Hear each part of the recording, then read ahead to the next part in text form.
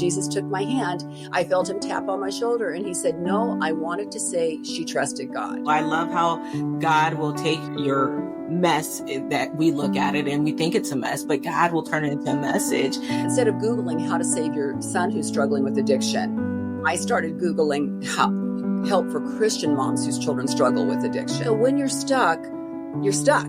And sometimes even getting a half inch of movement is growth, and it's good.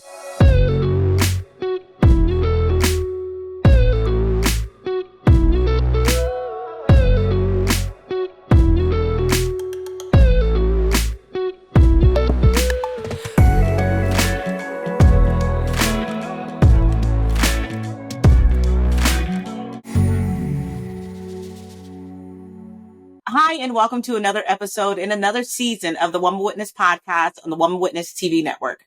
I'm your host, Leah Fortier. As you all know, here on this platform, we bring to you voices of dynamic women that are out there making a positive impact in their lives, in their family, in the community around them. Women of resilience, women of faith, women who have battled through something, and they are bold enough, strong enough to turn around, grab the hand of another sister, and be a witness. Today, I am so excited to introduce to you a woman of deep faith, resilience, and purpose. For most of her career, Dawn has worked as a skincare director and a medical esthetician and the world of plastic surgery and dermatology. But her greatest impact has came through 30 years of teaching in women's ministry alongside women who has struggled with some of the life's hardest battles. I am so excited to introduce to you my guest today. She is a woman of deep faith, resilience, and purpose. For most of her career, Dawn has worked in skincare as a skincare director in the medical and plastic surgery and dermatology field. But her greatest impact has come from over 30 years of teaching women and women ministry and walking aside women through some of life's hardest battles. Dawn is the founder of the Faith to Flourish ministry, born from her heart for women with addicted loved ones, offering not just support, but strength and healing and hope. She is also the author of a powerful faith-based resources and leads a Facebook community of nearly 4,000 Christian moms who are navigating pain from addiction in their families. Through her story, Dawn reminds us that even when life feels broken, God is still building, God is still pouring, and God has not left you. I am so excited to introduce to you my guest today, Miss Dawn Ward. Hi, Dawn, and welcome to The Well. How are you? Oh, I'm doing so good. Thank you, Leah, for having me. Well, thank you so much for being here, Dawn. Dawn, I'm so excited to talk to you. I know we spoke a little bit before we press record, and I haven't had this conversation come to the well yet. And I'm so excited to hear your story and hear how you can help the women here at this well fight through some of those toughest battles that most often we fight alone in silence. So let me stop talking real quick and give you the floor. Can you just introduce yourself a little bit to us at the well? Tell us a little bit about who Dawn is. Well, first of all, again, thank you for having me. And, as I was preparing to come on, I thought it would be easy to isolate a group of women whose loved ones struggle with addiction and think, oh gosh, this topic isn't for me. But when we live our life, we always find someone in our life who is struggling, who is hurting, who is a difficult person, who keeps us awake at night, right on our knees praying. And really where my heart is like, what is that thing? What is that situation you're going through that it can drive a wedge between you and your relationship with the Lord, or you closer to Him? And so in my case, who is Dawn? I have been on the planet for a long time, girl. I am over 60 years old. I've been married to my husband, Steve, for well over 40 years. We have 3 children. My oldest son is 38. A middle son, 36, who is married, no grandchildren. And then my daughter is 33, and she still lives with us. She's on the autism spectrum, but she's high functioning, just socially, she really struggles, and she's working and all of that. So I have not really ever experienced that empty nest that a lot of women go through at this point in their lives. And also kind of has its its blessings, but it also has its struggles as well. And Mhm. I've always had a heart for the Lord. And ever Mhm. since little, I was not raised in a Christian home. I just had a personal encounter with him when I was very young. And he kept his hand on me and kept leading me and guiding me. And one of the things he gave me such a great hunger for is his word and sharing his word. And I used to think of making disciples as just going out and evangelizing, sharing the good news, telling people about Jesus, handing them a Bible. And Yeah. that's what it was. And now I realize that we live every day of our lives evangelizing, don't we? We never know who we're going to talk to, who the Yeah. Lord's going to have us share a scripture with and share from our own life experience. And we spend it discipling people. And so that's really where my heart has been. And so when we say women's ministry, the motivating desire behind my participation in women's ministry, writing Bible studies and teaching them, is that these women will also then know how to take that and go out into their world and do likewise. So Yeah. that's about myself. Oh, I love. Oh my goodness. Thank you so much for sharing. And I want to just kind of highlight and sit there for a second in your story where you said you didn't grow up in church. You didn't grow up, in that household. And that's why I do believe that God speaks to us and he calls, he draws us near. What does the scripture say, Don? Only those who come to Christ are called, or is that something along those lines? Yes, we come to him because he calls us, He right? calls us, right? Wonderful. It is. And Mm. when I was a young girl and little girl, I didn't realize my dad had a drinking problem. Now, he was very, very productive. He worked hard. He provided so well for his family. He was a fireman, raised on a farm. Then he went into the military, ultimately became a fireman. And they just liked to drink and drink beer and whoop it up and all of that. But I did notice that when my dad would drink, that Mhm. went and got angry and belligerent and scary. He never Mhm. hit us or anything like that, but his big voice. And Yeah. so as a little girl, I remember times when him and my mother were fighting, and I would, in that little house, I'd be hiding behind a chair or something. And this one time in particular, the Lord reached down and took my hand. And at the Mm. time, I didn't know God, Jesus. I had only been to, my mother would take us to the Lutheran church on holidays, that Okay. thing. So I knew Jesus loves me, this I know, for the Bible tells me so. Yeah. But Yeah. I didn't have much to go on, right? Except that when he took my hand, he said, hold on to my hand and never let go because you're going to need me for this life. And that process started what I called my discipling myself. Because it's interesting when a child gets dropped off, like I would always ask to go to church. My mother would sometimes take me, sometimes not. It was just around the corner. And frankly, I didn't like getting me out of her hair. So she dropped me off at Sunday school. So, but when you're that little kid that gets dropped off or that teenager that gets dropped off and your parents don't attend and your parents aren't involved, you can often fly under the radar. Yeah. And I think that happened a lot with me. And so, but I would take it all in and I would take what I heard in and I would learn and I was curious. And it had to be the Holy Spirit working in me because, Yeah, dude. yeah, it really wasn't until I was around 11 or 12 and I Mhm. was at some youth group rally and I heard what it meant to actually be born again. Because that's not something in most Lutheran churches that you go, they have you come and do an altar call like they would at a Baptist church. So Right. while for me to go, oh, this is what it is that I need to do. And so, I had that whole process of just learning that Jesus was faithful and he was with me and just discovering it, asking my mom some questions, but she didn't seem to have a lot of the answers. Yeah. And dad wasn't interested at all. And so that was where my faith journey started as a little girl. And I'm telling you what, that milestone, that moment with him is held me so many times as I went through and grew up and raised children of my own and got into those places where it was like, I felt like giving up. And I Yeah. remember him saying, hold on to my hand. Don't let go. You're going to need me. And I'm like, okay, Jesus, I won't let go. Even if sometimes it was like me driving the car and steering the Yeah. wheel, holding on to his hand over here. Right. And Yeah. thinking Yeah. I'm in control. Oh my goodness. I just love that so much. Man, have you ever had those dreams that you're driving and, or you're riding and someone else is steering? So I could definitely relate to that. Let me ask you something, Don. Can you share that moment where you realize that God was calling you higher? He was calling you to a different calling outside of, taking care of your family outside of walking your walk? When did you realize that God was calling you into ministry to start speaking life into those who were in the middle of their personal pain and their personal struggles themselves? Right. Well, when my children were young, I served on the worship team at church, and I was raising them going to Christian school, going to Christian church, because I really didn't want them to go down that wrong path. I was very concerned. My dad's brothers drank also, but they were the friendly kind of, drinkers, but still, this wasn't a good thing. So I was really trying to watch and protect my children from what could possibly end up steering them the wrong direction. And for many years, I was home with them. I would say a good 5 or 6 years, maybe 7 years, I was home with the children.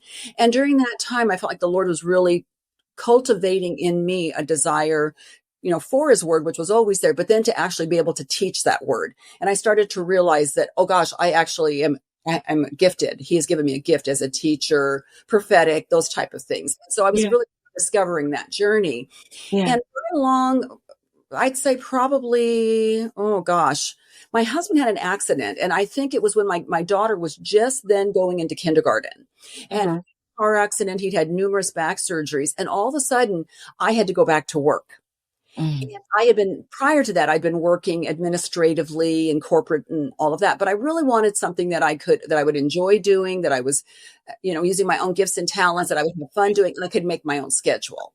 Yeah. So that's when I decided to become a medical esthetician, go into skincare, and I ultimately started working plastic surgery in dermatology. And the reason I tell you all of this is because the church that I attended, they really didn't tend to use the women who at that time who worked outside the home. It's completely shifted now, but back in those days, you were really expected to stay home and take care of your children. Now, I was in a situation where my husband was disabled, I was working, and so their mindset was, well, then focus on work and focus on your family, and they just pulled back the reins, and all the teaching and that type of stuff stopped. And that's hard because I felt like, Lord, I thought you'd called me into this. Right. And now here I am.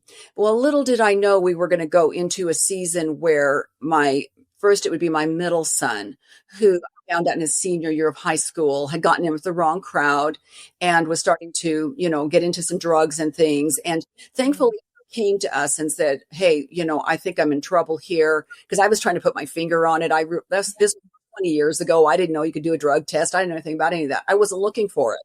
I was looking for alcohol, Yeah. And so we were able to kind of get him through that process because he was a fighter, and make some of the shifts and get, friendships and things like that. He moved out of state, went to school out there, and he's done very, very well. It was about a year or so later, his brother became addicted to pain meds following a surgery. He had a congenital birth defect that we didn't really realize. And so by the time they operated on, he was in pretty bad shape. And that was during the time when they said those drugs weren't addictive. And yes. And so now, I'm fighting for his life, jumping into all of that and trying to save him and try to be mommy to the rescue. I've been mommy to the rescue to the first one, and it worked okay. So this one worked. I thought, hey, let's repeat it all. Right. And that way, he spiraled down so much more.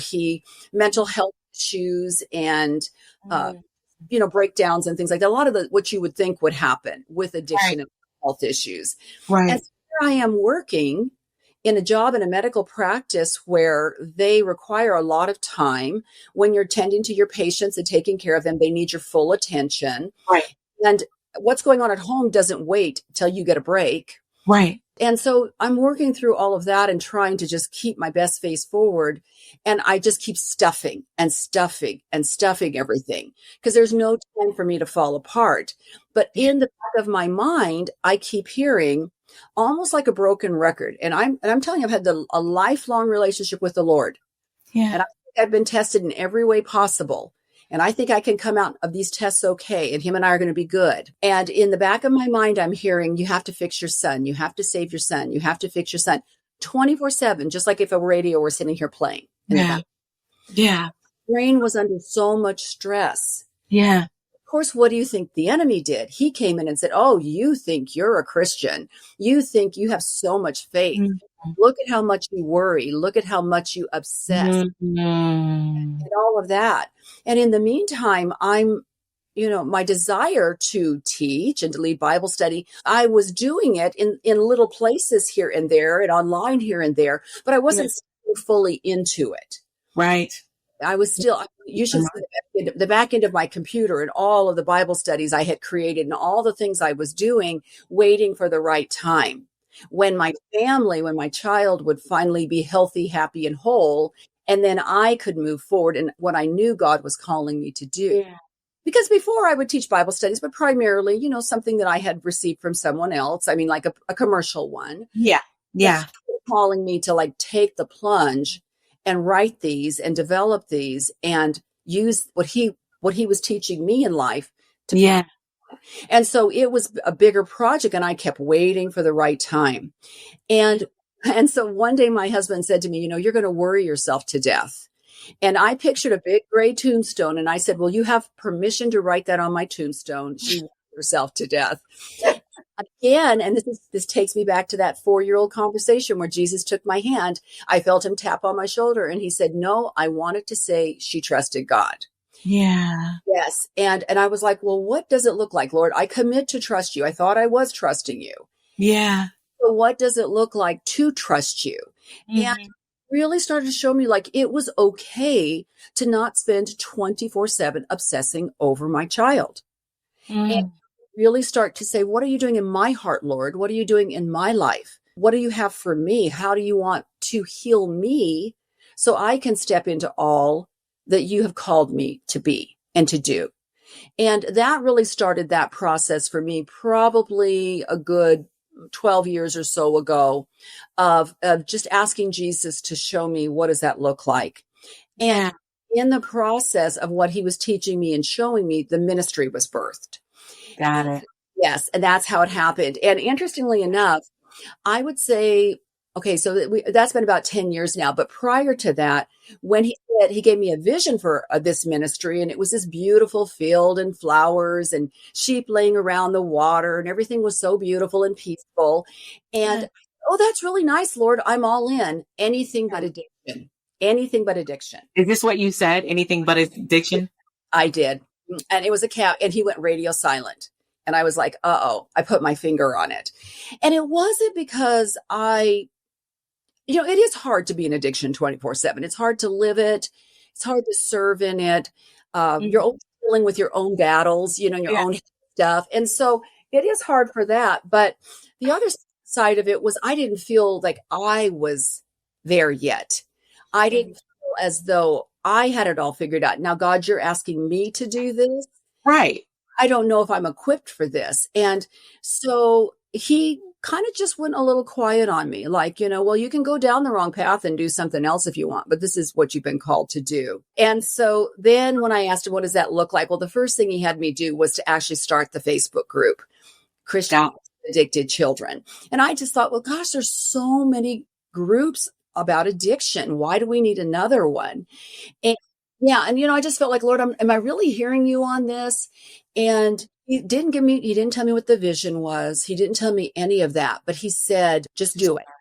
So I did it. I started it. And what ended up happening was after I pushed live, then he said, now here's what the purpose is. You're going to pray for the children, encourage the moms, and glorify me. And so in the process, we're not a lobbying group. We're not an educational group as far as anything that goes as far as actually the science of addiction and all of that. We really take a faith-based approach to looking at what the word says and then how we can encourage each other. So that's where that started. And I started writing devotions and things just to encourage them, and different little courses I was putting together. And the next thing I knew, I was starting a blog. And then the ministry and everything kind of evolved from there. But the biggest part of it all was just really those battles I had in my own head of thinking I had to be this certain person to have arrived before the Lord was going to use me. And that's what I really try to work with the moms, the women, that any of the women I'm in contact with, like, what is that thing you're waiting for that's holding you back and keeping you stuck? One of my courses is just a little mini course I have, and it's also on YouVersion, but it's Courageous Change. And it's just about getting unstuck from Mm-hmm. mindsets and those situations that cause us to feel as though we can't move forward. Yeah. Oh my goodness. It's so beautiful. I love how God will take your mess that we look at it and we think it's a mess, but God will turn it into a message. And I am so with you on that, Dawn. There's so many times I'm like, God, just show me how to fix it because I don't want everyone looking at my mess. Right. You know? Let me like arrive and say that I've overcame it in order for me to start talking through it. But I love how God took your calling. Now, if you don't mind, I want to kind of back up a little bit and ask you, you said that you started you have a blog that talks about how to help women become unstuck. So talk to us a little bit about that because it's hard when you're in the middle of it, right? And you've worked through it. But how do you talk to those moms? What do you say to them to help them move past their crisis? Because they may feel like they're drowning in it right now. Well, and that's true. There was a process that I went through from the place where I said, okay, Lord, I will trust you to implementation, right? I Right. had to really work through myself. Like instead of Googling how to save your son who's struggling with addiction, I started Googling help for Christian moms whose children struggle with addiction. Like I started doing those things where I spun it back on myself because when the Lord reveals something to us, it's not just meant for him to show it to us and then we move on. And Right. I think we tend to do that. We tend to compartmentalize. We tend to, oh, that's just me. That's just my personality. But when he puts his finger on something and he brings it back to us a few times, we have to just stop and say, okay, Lord, what is it you want me to do? And he said, it's going to feel selfish. It's going to feel uncomfortable. Mm-hmm. Used to feeling uncomfortable because as I go through this with you, there's going to be times when your comfort zone is going to be to run back and do something. Either fix your child, rescue your child, save your child. Sometimes it's as simple as picking up a cell phone and sending them a text. And, Mm-hmm. oh, Lord, how do you want me to send them a text telling them you love them? I love them. And he's like, no, sit down and read the word and make it personal. Yeah. I want to speak to your heart. Don't come to the word, ask and want to be focusing on helping that other person right now. Right now, it's about me cultivating my spirit, my character, my confidence in you. And so those were some of the things that I had to start checking my motive, because for moms whose children struggle with addiction, anybody whose loved one is involved in a life destructive behavior, just negative, hard to be around, maybe you're concerned about their mental health or whatever, we can tend to take every time we get a word of affirmation and spin it to be about them. And it gets to the place where it doesn't feel normal because it's our drug of choice, right? It's how we self-medicate, is to be doing something to help the other person. And the Lord's like, that one's meant for you. And you're like, what do you mean? What do you mean I'm supposed to ingest this for myself? And then, okay, now I'm going to put my finger on it, Donna, and it's going to hurt. But I want what I'm going to reveal to you. Then I want you to step out in faith and do that next thing. And so that was a lot of times me looking at, was my motive really to help my son? Because I probably knew by now he was having to figure some things out for himself.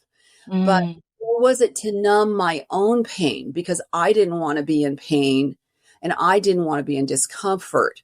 So growth, just like going to the gym, preparing for a marathon, requires discomfort and discipline.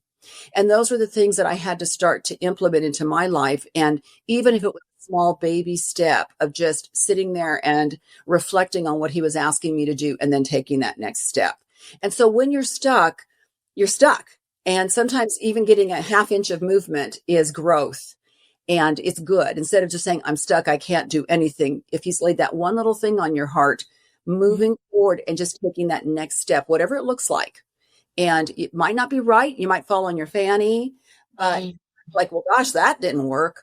Yeah. How many times did we try riding a bike, before we were able to take our training wheels off and not fall, or try skating without falling? So as we become adults, we feel like, especially if you're raised in a home like I was, where you're struggling with perfectionism, people pleasing, those types of things, performance, you feel like if you can't do it right, you shouldn't do it at all, but you're not going to be able to do it right till you practice.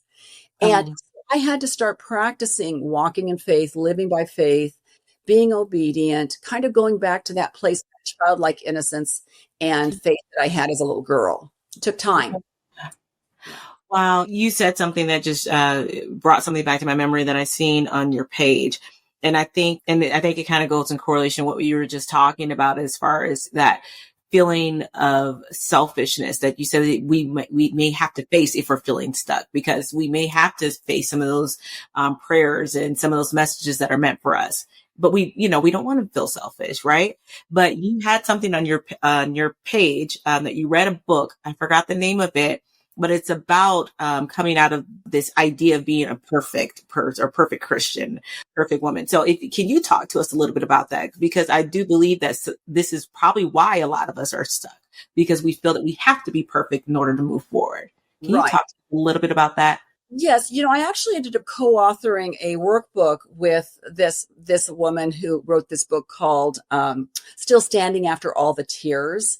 And she wrote a workbook called Faith in the Battle Edition, because she had one workbook, but really focused towards women of faith. And when I got my hands on it, I started making it into a faith-based study. And when her and I connected, we just said, well, we're going to do this. But what I appreciated so much about her, because she was just a few years ahead of me in the process of what, her child struggled with addiction and all of that, was that she had also struggled with perfectionism and was just obsessing over her child. And I think when she finally said, you don't have to do it perfect, but you just have to do it. You just have to try. And it was just kind of that mindset of someone giving me permission. It just sounds so, for some people, it sounds just so logical. Like, of course, you're not going to do it perfect the first time. But it wasn't that I needed to do it perfect out of the gate. I needed to be guaranteed of the success. Yeah, right. That's really what it came down to. I had a fear of failure. And so I think what happens a lot with people who have someone in their life. Now, my father just passed away a little over a month ago. We were really in caregiving mode for the last, several months, especially year. And thank you so much. And so there is a time and a place when our lives do get put on hold, but our spiritual growth doesn't get put on hold in that process, or it shouldn't get put on hold in that process. Our dreams, the visions that God's giving us, the desires, the gifts, the talents that he's put into us, there's still ways to cultivate those during those seasons when you feel like your life is put on hold. And I do want to encourage even moms right now, maybe who are listening, who have little children at home. I really look back on that season and I think, wow, like how the Lord is using me now. I had to grow through raising my kids and things. There's often things we want to do, and that season isn't quite right, but it's a season of growth. It's a season of development. And so just because you can't do it right now, you can't implement it right now, doesn't mean that it's not that time that God is actually growing you, teaching you, and moving you forward. Same thing when we're going through these periods in our life that are like a hiccup and put us on hold for a while. And when I talk about an addiction journey, remember, we're talking about almost going on 20 years now between the two boys. And then, of course, growing up in it. So I've had a lifetime of it. And even my brother struggled with food addiction. He weighed about 900 pounds at one time. My mother passed away. I found out she had a gambling addiction. My husband's also struggled with pain medication and gambling addiction. And so everybody in my life, every person that I was very close to has struggled. My sister had an eating disorder, bulimia. And so the food addiction thing, that kind of ran through my family. And so I'm feeling like, gosh, I've got to come up with the right thing to encourage my sister, the right thing to encourage my brother. Like I had, as the oldest child in an alcoholic home, that feeling of responsibility. Yeah. So when I got to that place where it was like, oh gosh, Lord, you're putting this calling and I'm doing what I can, but I know I'm not stepping into the fullness of it. I'm teaching when you have me teach at a retreat. I'm going online and doing these things, but I'm not stepping into the vision, the calling, and the purpose that you have for me. And to be honest with you, I don't think my vision and purpose at all is limited to the addiction field. I've been doing it for a long time. And, the Lord is even in this last 10 years, even grown me beyond that. And so, that's where the birthing of the Bible studies and the different women's forums and things that I'm involving in now aren't always centered around addiction. So part of my story, but it's not my whole story. So important also to know that God has permission to, and allow him to have permission to shift you, or to Yeah. say, yes, we're gonna keep doing this. It's not going anywhere, but it's I'm moving you, I'm teaching you, and as you're evolving into everything that I have for you, your ministry is going to continue to grow and do that as well. And so those are some of the things that I've learned. And so, yes, but I do hear those moms and those wives who are going through this, because it is literally hell on earth. Like, I feel like some of the things people go through and some of the situations that I've heard about and what I've seen our mothers survive, I do not take any of it lightly. I have watched journeys where eventually their child has been set free. And I've watched journeys where their child has died from Oof. their an overdose or a murder, or actually the friend that I co-authored the workbook with, her daughter was murdered. And so we've heard it all. And it would be very easy to throw in the towel. I think Yeah. in mission, you have to go out into the mission field and some of the things that they encounter and some of the spiritual opposition and the warfare, or for those who are ministering in the sex trafficking field and things like that, where they just see so much evil.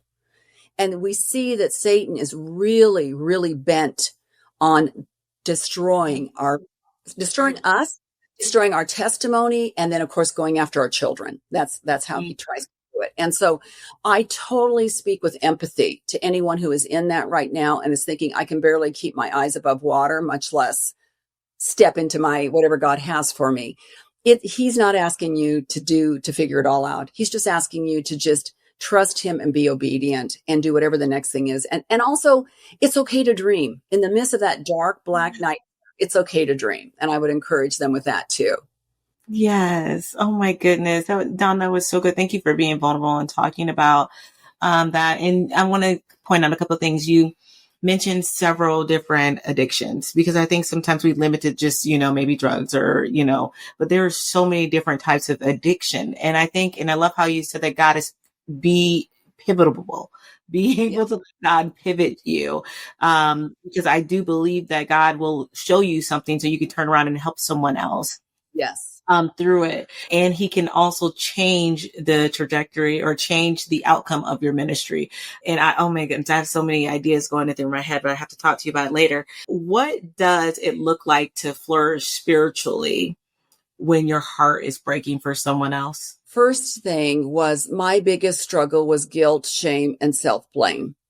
And at first I thought with my first son, okay, maybe you were asleep at the wheel, you're working full time, your husband's, struggling with chronic pain, and you just couldn't figure it out. But by the time I'd worked through that and he was doing well, when it happened that second time, I really felt like, okay, Mom, any get out of jail free cards you had before, it's gone. You've played that card and this is on you. And so everything that I did in life was to relieve myself of that anxiety that I felt, that performance anxiety I felt, to fix this situation. And when I first started to write my book to moms whose children struggle with addiction, I was going to call it That Mom, Those Kids, because I thought, so many of us just really, really feel like we're just not doing well at that. We're not doing well at motherhood. We're not a good wife. We're not, a good Christian, whatever it is. Yeah. But through the process of working with my publisher, he said, this is really a book of hope. It's a transitional type tale, a transformational tale from guilt. And how'd you get to that place of where you're at now? Well, it was always God's grace. Yeah. And so my scripture that goes with that is, let us then with confidence draw near to the throne of grace, that we may receive mercy and find grace to help in time of need. And that's Hebrews 4:16. And I had to just keep running back to Jesus. I had to stop always trying to figure it out myself and just start to say, Lord, I'm helpless. I'm powerless. This thing is too big for me. None of those things felt comfortable to me, right? As a mom, you're so used to being able to run to your child and fix their boo and take care of them. And all of a sudden you're dealing with something that really, truly is too big for you. And I had this little caveat in there, something that I feel like the Lord showed me for anybody who's going through this right now, is there's a lot of books written out there on how to fix your child, how to save your child, how to fix your, what you need to do for your prodigal. And there's a lot of those, and they're very, very helpful. But certain personalities take more pressure on when they read those. I found that was hard for me, even if I went to a 12-step meeting, because I would come out and I would feel the weight of the world that I had to do certain things, even though they were not telling me that.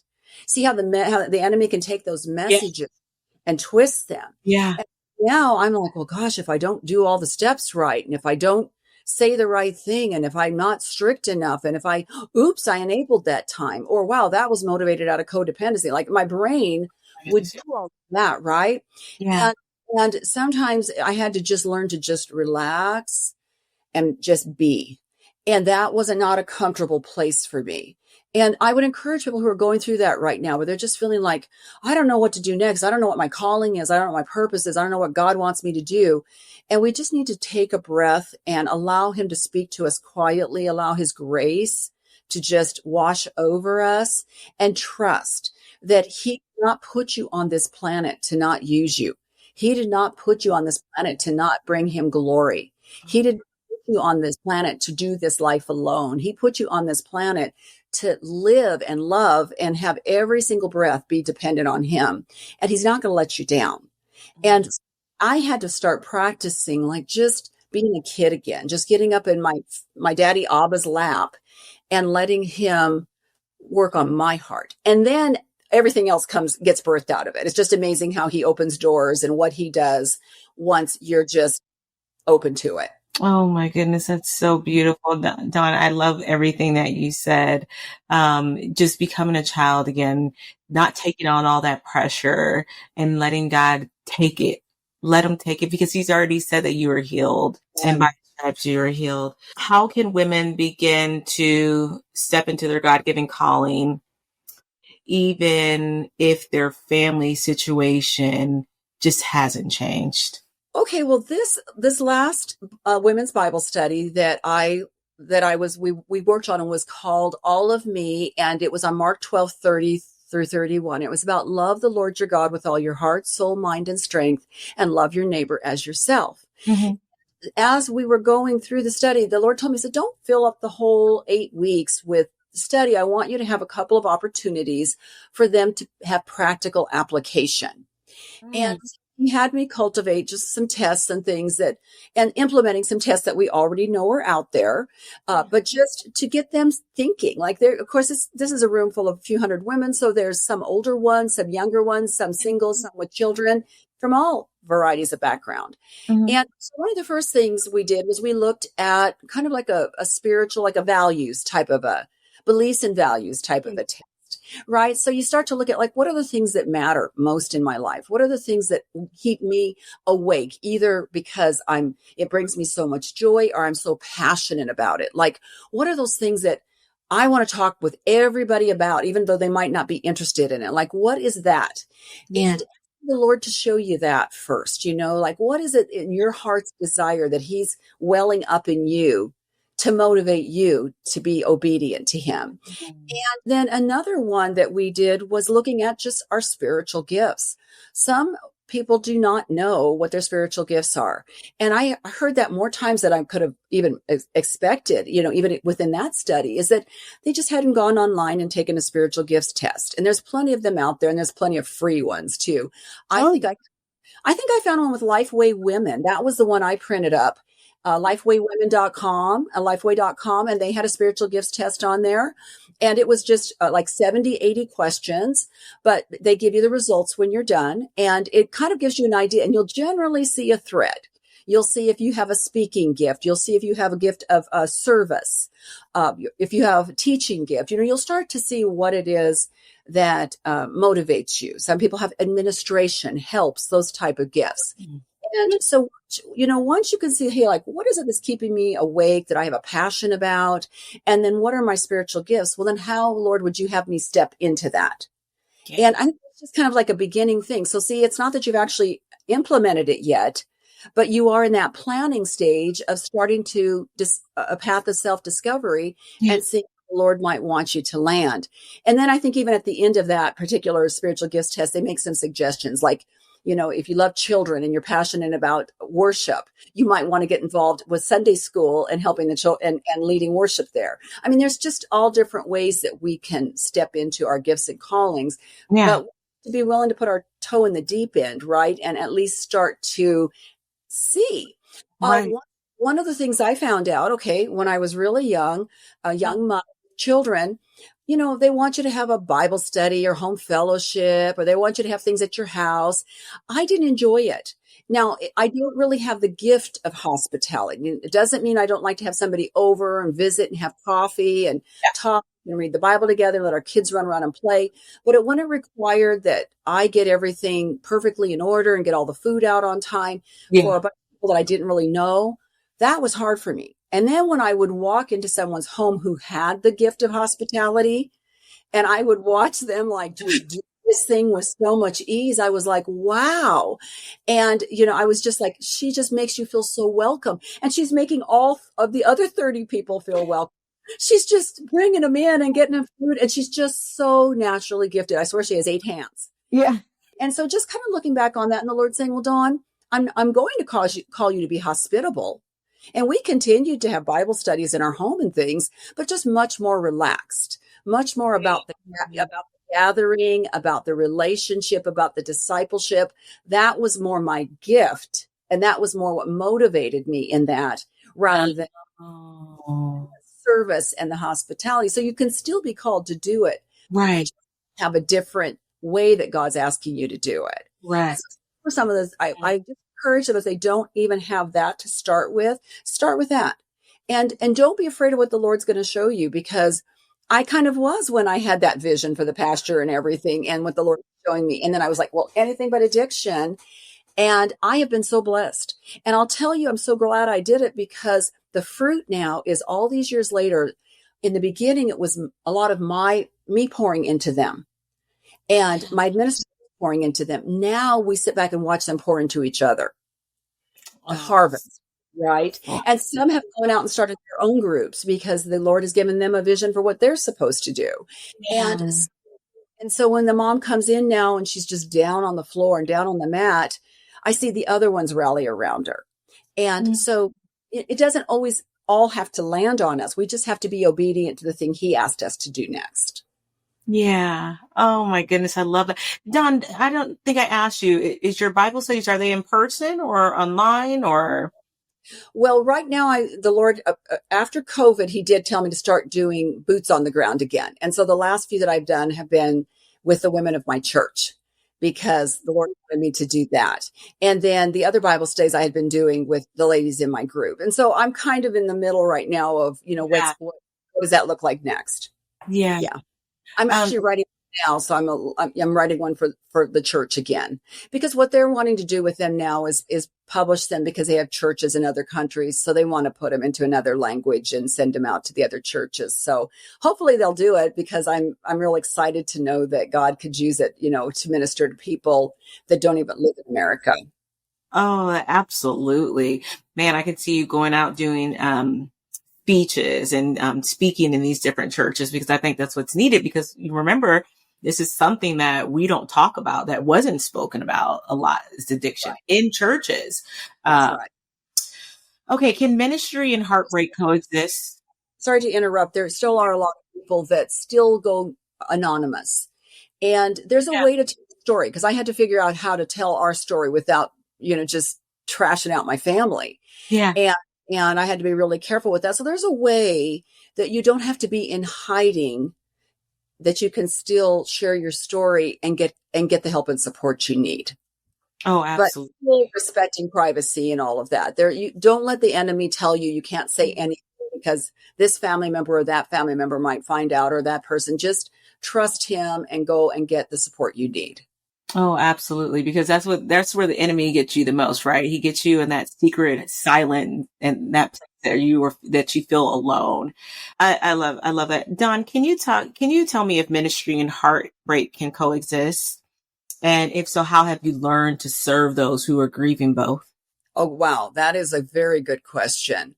If I had waited to not have heartbreak, I wouldn't be in ministry. Yeah, that's true, because I have lived a life of a lot of heartbreak, right? Just losing my dad. I don't know if my dad's in heaven. And I petitioned the world to pray for him.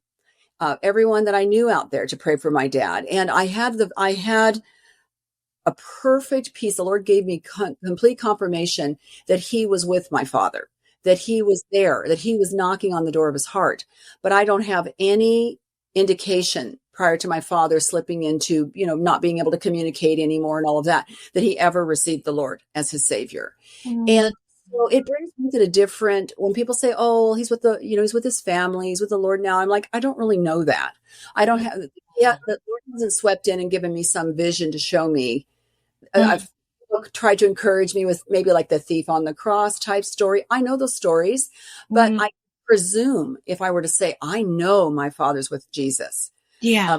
My father spent his entire life being very stubborn, very resistant to any kind of conversation about God. So it really would have been that situation where it was totally between him and the Lord. And the Lord is faithful. And I know the Lord kept knocking. And after my dad passed away, the Lord said to me, he goes, your dad was a stubborn man, but he wasn't a stupid man. Yeah. I can spin that either way, but because I used to think, gosh, Dad, don't you ever think about heaven? You don't even want to talk about it. Do you ever even, as a thought, cross your mind? And so I realized there was a battle going on there. And it was, my dad's good and evil for my dad's salvation. And our prayers were heard. And and God was in the middle of all of that, but I don't have that affirmation. And so I had to stand in the peace that God gave him every opportunity because he loves him so much more than I did. Yeah. And so when you go through this process of grieving, sometimes you're grieving for people who have passed away and gone to be with the Lord. Sometimes you're grieving with people that you don't know one way or the other. And then sometimes you're grieving for those who are still alive. And my son's doing well right now, but his addiction, my older son's addiction, is very cyclical. And he has to do well for 6, 7, 8 months, and then something will happen and he'll spiral again. And so we really do feel not like we're on a roller coaster, but that I feel like a pinball machine sometimes, and I'm just bing, bing, bing, bing, bing, because it's shifting constantly. And so I see him struggling to get back on his feet, dealing with legal issues, struggling with jobs, those type of things. I grieve that loss.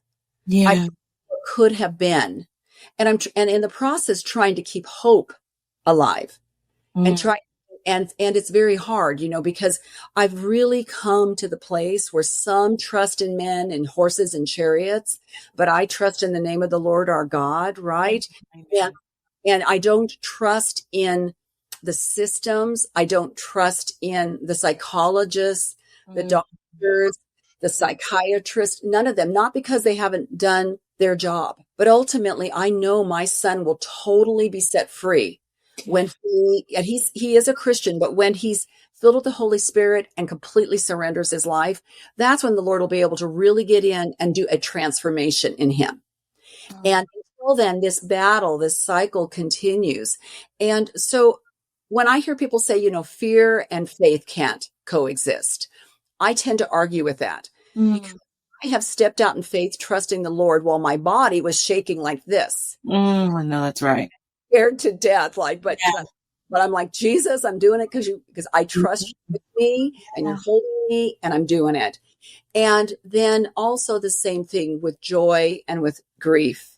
It lasts for a moment, but joy comes in the morning. And I feel as though I've been able to find joy in knowing that he cares about my tears. He cares about my lament. He cares about my broken heart, and that he draws near to the brokenhearted. Yes. And so, yes, that naturally gives you joy.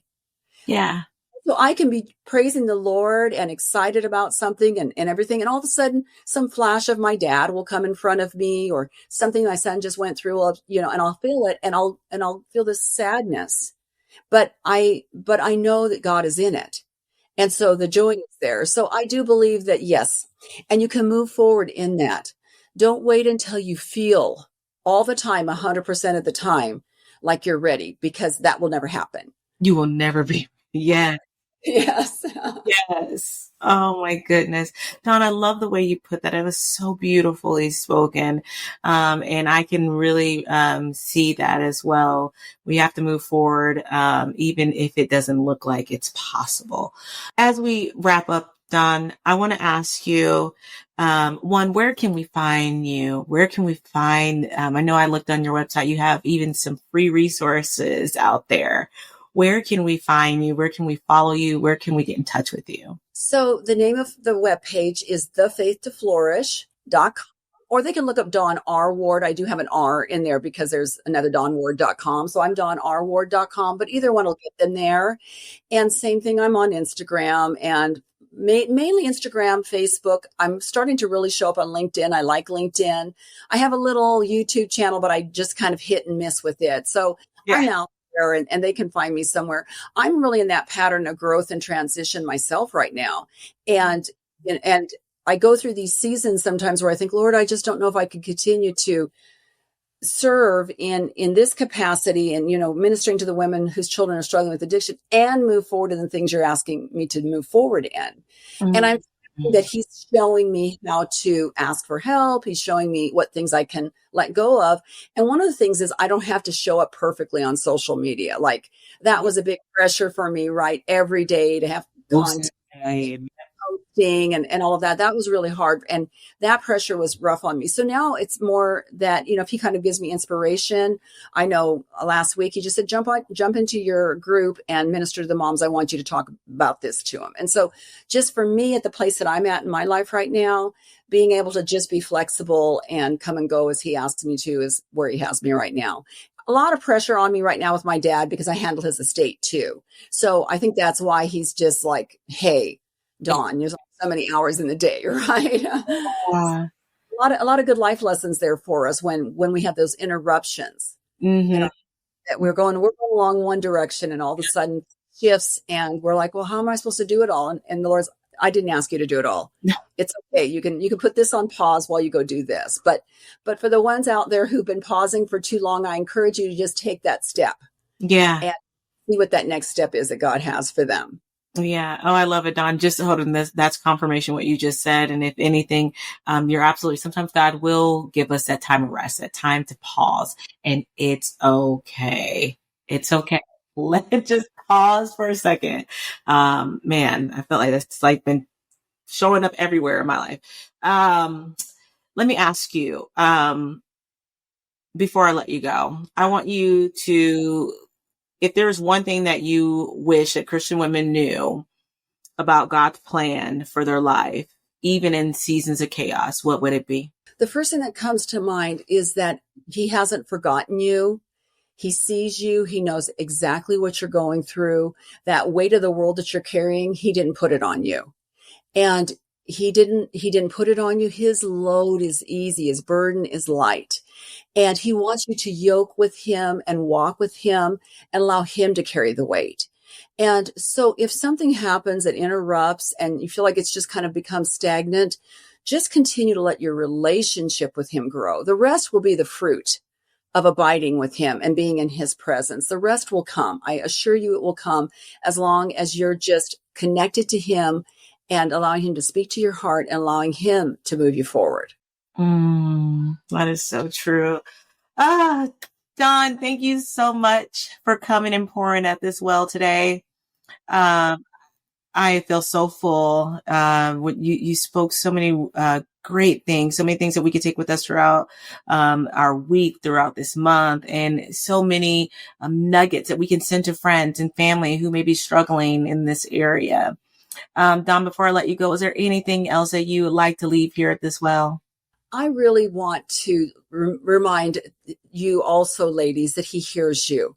Sometimes we feel that Jesus is too busy listening to everyone else. And when you talk about coming to the well, the one thing he did with the woman at the well was he just gave her his 100% undivided attention.